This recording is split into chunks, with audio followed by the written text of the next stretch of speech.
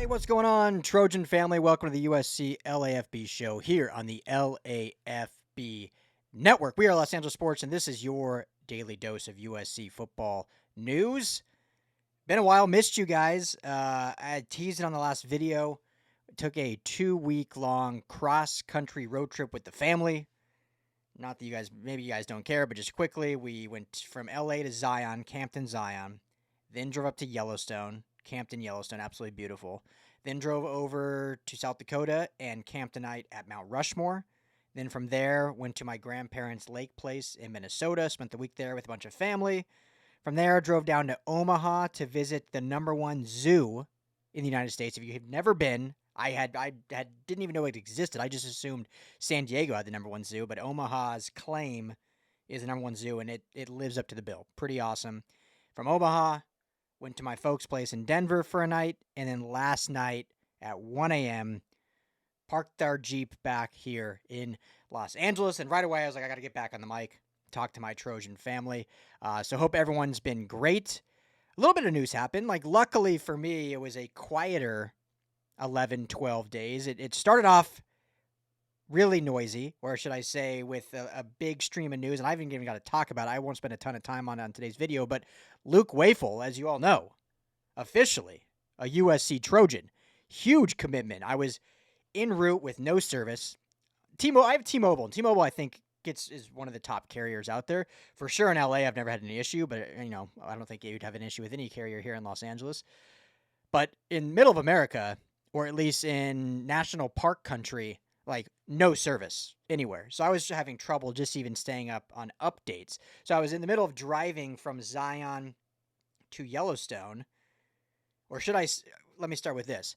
I was driving from LA to Zion when the last video I did was about, officially I was saying, hey, I think Luke Wafel to SC is kind of a done deal. Our good friend USCJ kind of gave his crystal ball prediction. Some other national reporters had felt really good about it. People I talked to were like, yeah, this thing after his visit was seemingly done. He just wants to wait to get back to New Jersey to announce. Well, while I was driving from LA to Zion, all of a sudden it's like, well, a little change of heart. Change of heart being Ohio State up their NIL offer, and USC is no longer the front runner. Now it's looking like before he announces on whatever day it was now, it was like a Tuesday, Ohio State's going to be the name or the school that Wafel commits to. So it's like, oh, okay, well, that's a bummer, but hey, that's the way this thing's worked now. USC's done it. You're able to up offers and, kind of with the back and forth of NIL. And obviously Ohio State's much closer to home. So it was a bummer, obviously. Felt like a big loss, big opportunity there, but, you move on, right? There was other KJ Ford. There was other potential recruits that USC could still kind of go after. Well, not so fast. If Chad Bowden has showed USC fans anything, it is how important he is in this new era of recruiting with NIL, relationship building, deal creation, negotiating, basically what a college GM is tasked to do. And I've heard other recruits talk about it. It's not just NIL, it's the relationship, it's how he kind of forecasts the future for players.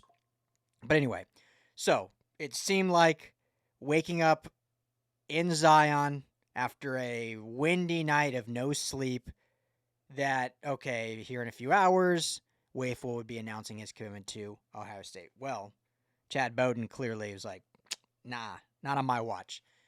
He's back on the phone, whether it was an upped NIL deal, whatever was happened, all of a sudden, SC back in the driver's seat. And sure enough, Luke Wafel, during his announcement, commits to the USC Trojans, bringing the Trojans to 30 total commitments as of right now. Still, this was over a week ago that happened. Now we're on June 30th, the turn of the month, official visit month now coming to a close. And USC sits with 30 commitments, the #1 recruiting class in the country. So I won't talk a ton about it, but I just have to say, this Wafel commitment, to me, is the true indicator for the rest of the nation of where USC recruiting is. I think this Wafel commitment and Mark Bowman's commitment are probably the two that were like, okay, yeah, USC's not messing around. Not that this is no disrespect to any of the other. I'm not even listen to where I'm going with this, because obviously the commitments of Elbert Hill, Kenai Pepe, Sean Alston. And then we just go in the in-state with Tamahuni Tapui and his flip, Jonas Williams and his like.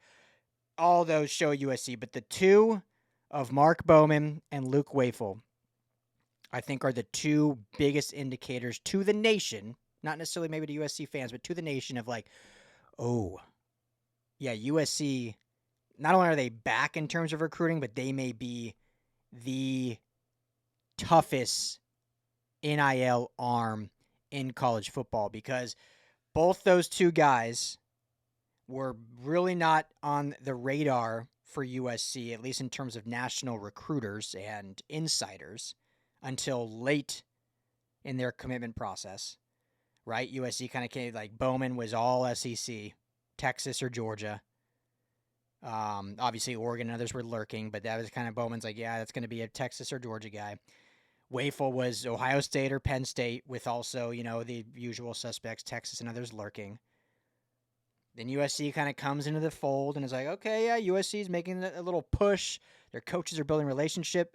And then it was time to lay the hammer and bring the negotiation to the table. USC laid the hammer and got it done. And those were two big names that reportedly each got two pretty massive NIL deals based on rumors and reports out there. The USC said, we're not going to be this is who we want. We're making it happen. And that's kind of the indication they're making with this class, is like, hey, whoever we want, we're getting. And I think I've said this before, but I'll say it again. What's been really exciting, intriguing, and intentional about this 2026 recruiting class is, if you remember, even just last year, like, you're always going to miss on guys, or not even miss. There's just, you're recruiting. It's not like, there's going to be guys that decide, you know what, love what you offer, but my gut wants me to go here. Even as last year, right, when they do the commitment videos where they have the hats in front of them in other schools, or when Hayes, Fawcett, and those other guys kind of drop, like, oh, this guy's, top 3. And USC's in the top 3 or top 6 or top 10. Like, there were times last year and in years past when SC was made that final pairing, but then another school was chosen.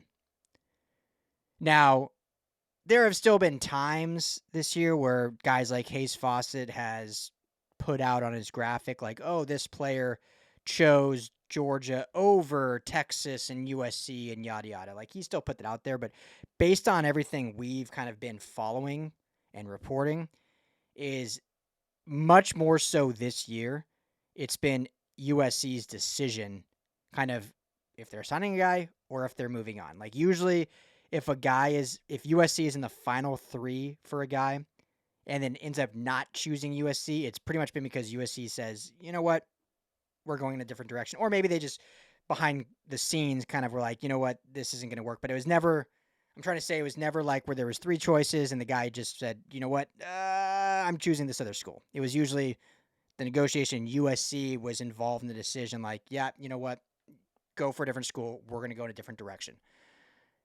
That just shows kind of the power of where they're at right now with recruiting. That they've seemingly they've been the one making all the decisions, not like making offers, then like, fingers crossed they pick us. It's kind of like, hey, here's the offer. Do you want it? No, you're still want to debate? Okay, go ahead. We're moving on. It's like that scene in Draft Day, right? When the Seahawks, at the very beginning of the movie, when the Seahawks GM is talking to Kevin Costner and like, hey, what do you want or do you want Bo Callahan? And then he's like, well, let me think on it. I'll call you back. Calls him back. And the guy's like, oh, we live in a different world then. And then Kevin Costner obviously does it at the end of the movie. It seems like USC is kind of doing that. Like, here's the offer. Do you want it? No? Okay. And guys they really, really want, if they kind of go back and forth, like, okay, let's up it. Let's up it. All right, you're coming here. We're making this happen. You are coming to USC. So I'm rambling a little bit. Biggest indication of that is Ryder Lyons, right? Who, while I was gone, ended up committing to BYU, which is kind of a big win for SC in the sense that, hey, if you're not going to go to SC, just don't go to Oregon. And he ended up going to BYU. But that was a perfect indication of that. He had been to campus many times. Brother plays for USC. USC offered him a very good deal. They wanted him to be their guy. He couldn't really decide. He was still going back and forth. So SC basically said, you know what? We're moving on. We're looking at Peyton Houston for the 27 class. We got our guy for 26 and Jonas Williams. It's best for you and us if we just go in a different direction. We obviously know the same thing with Xavier Griffin. The reports, the announcement was decommits, but in reality was they both decided to part ways, and we know Xavier Griffin ended up committing to Alabama just yesterday. Shocking, which all of us saw coming anyway. So it kind of worked out in the best interest of everyone anyway. So long way of me just saying, like, SC is the one playing all their cards this cycle, and they are truly in the driver's seat, which should be very scary for the rest of college football. If they can get it all together and put wins on the field, then this could be a dynasty that is being built for the future moving forward. So we got to see it play out. But hey, as of now, June 30th, there's a lot to be excited about for USC fans. Quickly, I just want to mention real quick, because there hasn't been a lot of recruiting news outside of Wayful. The two ones to watch for, which I'll have more videos coming here in the coming days. Elite wide receiver Boobie Feaster, elite wide receiver Jalen Lott, both out of the state of Texas, at least in terms of high school. Feaster's originally from Louisiana. Feaster's announcing his commitment July 4th. I'll be honest, probably not, regardless of what he does, I probably won't have a video out on July 4th, but July 5th we'll have coverage on LAFBnetwork.com and on this USC LAFB channel. Things are looking good. I would say it's kind of gone back and forth. Both visited the first weekend of June to USC together out of the weekend. Everyone I've talked to, plus others that have put stuff out there, was, hey, USC feels really good about at least one of these guys committing. I still feel like that's the case. I think USC will get one of these guys to round out their wide receivers for this 2026 class. As of right now, June 30th, I would lean Feaster over Lott. A week ago, I would have leaned Lott over Feaster. So both camps are being really kind of quiet. I think both have ties to USC, both have desires to USC, but both obviously have, ties to Texas, and obviously Oregon's right there in the mix, as they will be as well. So we'll see if I do another video, or I will do another video before, but as of now, I would say I'm leaning more Feaster committing to SC and Lott probably committing elsewhere. However, you also don't want to rule out that both could commit. I don't think that will happen, but there is a chance that both end up committing to USC. Now, the question is, if that were to happen, does that push out one of the other receivers? So if both do commit, is that going to push out the likes of one of the already commits? Roderick Tizino, or I don't want to even put names out there because these are guys that are actually committed. That'll be a question. So I don't see that happening, but there is a chance. And I have heard and talked to that, hey, they feel good about maybe getting both. So we shall see. Both elite receivers, both great, and would both fit really, really well with this offense and with this team. And, Boobie Feaster has a really strong connection with Peyton Houston, the 2027 quarterback, who USC is kind of going all in on for the 2027 class. So that's there's that rumor that, like, hey, USC's all in on Houston. The two guys do want to play together. Remember, Feaster was originally in the 27 class. So will it be wherever Feaster goes, Houston goes? In which case, SC will be like, hey, we want to make sure we get Feaster here, so then we're lock in Houston next year. We shall see. That's what I'm hearing. I would lean Feaster over Lott, but it's close, and I do think SC gets one of them. And anyone should be thrilled with either one. So that's all I got for now. I just really wanted to catch up. It's been a while, so not a ton of news. I'm sure most of you know kind of the landscape of what's going on, but if not, there's a quick little update, and I'll be back with more updates. Again, we're trying to make this a daily thing, so make sure to hit that like and subscribe button here at the USC LAFB YouTube channel. All of our USC content is over at LAFBnetwork.com, so make sure to check that out as well. If you want any merch, we got some USC merch. I'm launching some more here in the next month, so head over to LAFBnetwork.com and just go to our shop. And also, we have launched a USC message board where I'll be dropping some intel now and beyond throughout the season. I'm Ryan Dyer. This is the USC LAFB Show. As always, fight on.